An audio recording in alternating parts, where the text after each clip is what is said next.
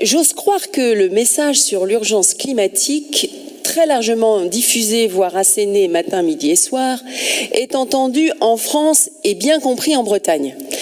Les constats, nous les connaissons et je veux vous rassurer, singulièrement dans cette assemblée et y compris notre groupe droite centre et régionaliste de Isson-Haut-la-Bretagne.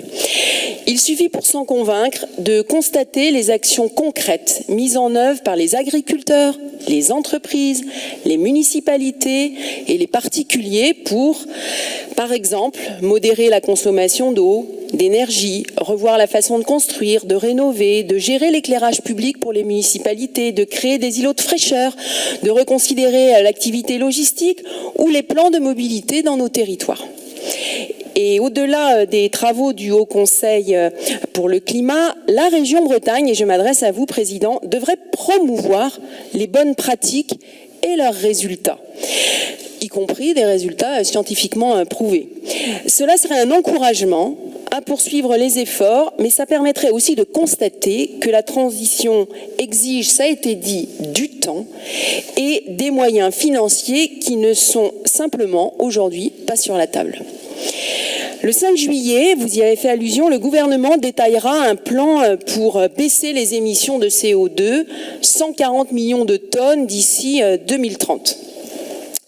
Moi, je ne partage pas l'idée qu'il n'y aurait pas d'objectif s'agissant de la nécessaire transition écologique. Bien au contraire, des objectifs, il y en a et de longue date depuis le début des COP, ces grands messes climatiques qui fêteront leurs 40 ans en 2025 et autres enseignements des rapports du GIEC que vous venez de citer ou autres trajectoires à respecter, vous venez de les identifier. Mais qui s'y sont tenus? À part la France, à tout le moins déjà dans les discours, l'Europe, mais pas tous ses membres. Quant aux autres pays dans le monde, parmi les plus pollueurs, manifestement, ils ne se sentent pas concernés. Donc nous faisons tous des efforts, mais il faudrait qu'ils soient partagés pour que la planète, en effet, prenne une autre direction. Alors des objectifs, de notre point de vue, toujours plus inatteignables, vous venez de le dire vous-même, car en effet, il ne faudra pas être les seuls à s'imposer ces objectifs et d'année en année, ils sont annoncés et pas respectés. Ce que je dis souvent, y compris dans ma propre municipalité, je préfère qu'on se donne des objectifs atteignables, qu'on se donne les moyens, la méthode, les moyens financiers et qu'on arrive à obtenir ces objectifs.